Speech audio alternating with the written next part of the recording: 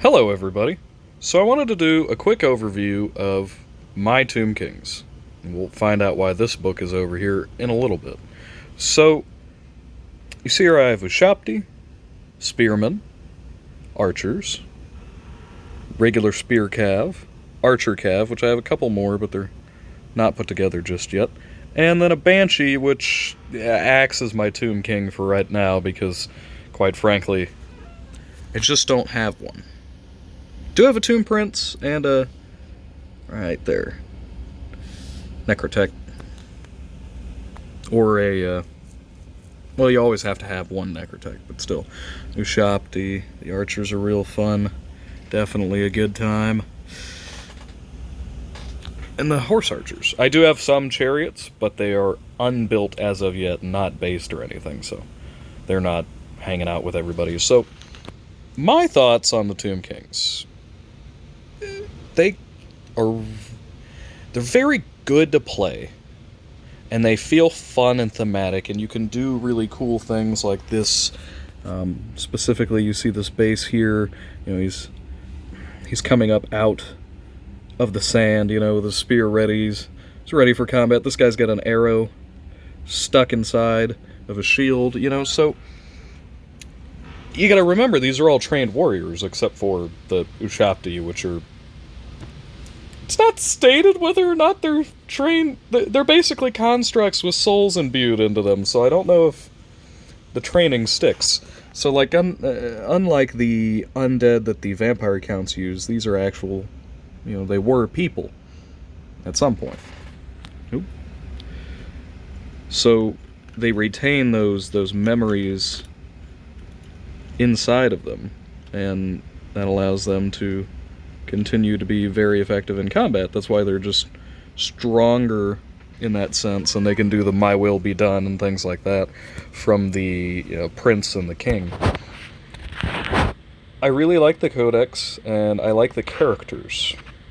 I think my favorite unit that we don't get to see a lot of is the Ushabti, and I very much so enjoy the Ushabti with great bows, but if you've ever looked online, they're like $200 for a box of 3. I don't care if you have money or not, no one's buying those. Ever. And all the alternatives look really silly. I think there's an alternative model you can use, Kings of War, like Sphinxes with crossbows, and those just kind of look cartoony and silly. It's not a bad game. I might play it at some point, but I'm not buying their silly Sphinxes.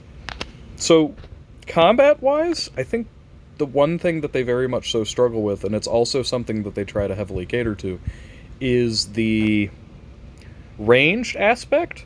Because you can get Ushabti with great bows, right? You can get ranks of Archer Cav, which move pretty good. They're still slow, but they move good. Better than these archers. You can do the arrow, you know, they all have arrows of Asaph. So, you know, they're like multiple bolt throwers. These guys can be kitted out if you got Queen Latifah. If you have Queen Latifah with you. That's not her actual name. You guys know. Anyway. You can put her in a unit and then she'll give it poison. Which is awesome, right? You can actually put her in a unit with the Ushabti with great bows, and then they get poison. So then you can kill creatures, you know, big creatures. Maybe a little bit easier. I don't know.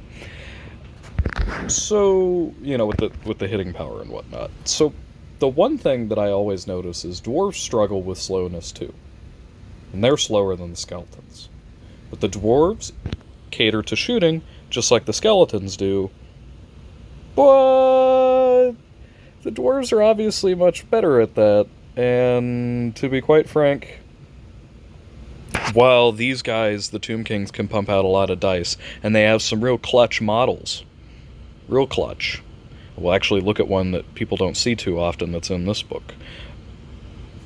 I think they are in that underpowered codex list because while they have so much fluff and really fun things running for them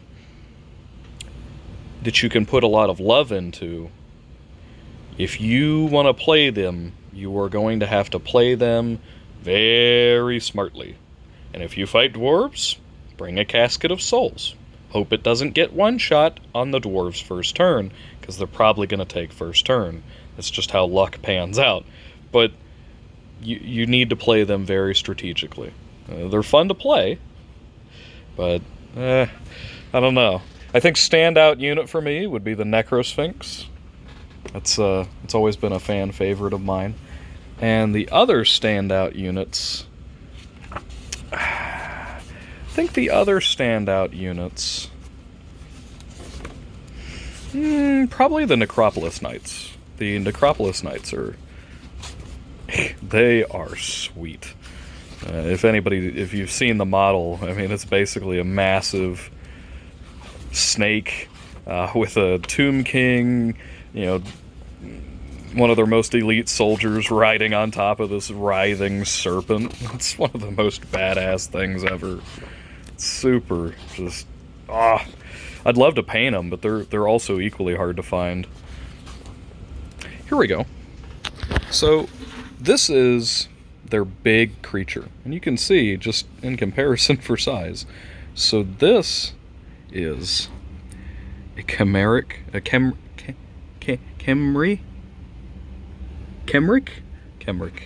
I wanted to figure out how to pronounce that. Chemeric Titan.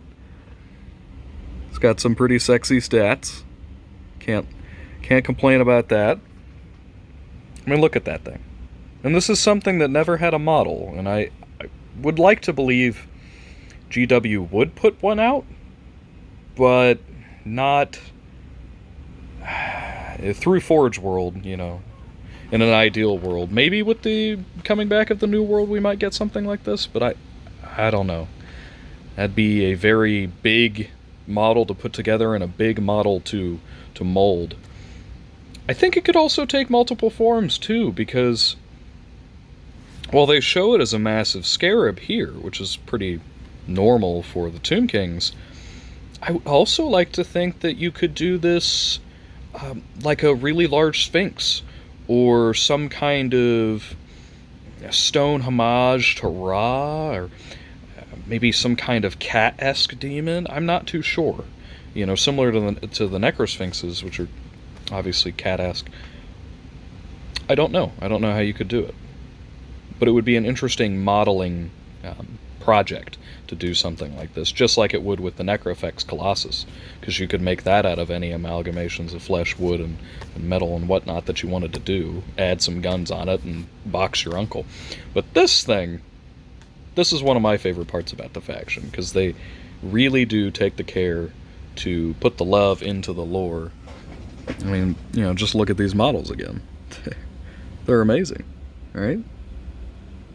I mean, just really, beautiful. So those are my thoughts on the Tomb Kings. They're very fun to play. They have a lot of lore and a lot of love you can put into the army and build it, paint it, and model it. But they suffer from some things that they try to push very heavily. But there's only very few ways to play them that are relatively foolproof, and even then you're going to require a lot of generalship and skill to do so. So those are my thoughts on the Tomb Kings. Everybody have a good day. Next we'll be talking about the Beach Boys, and I might have to tape the phone to my forehead and point it at this table, because I have way more models for them. And then after that, we're doing the dank elves. So catch you later, everybody. Peace.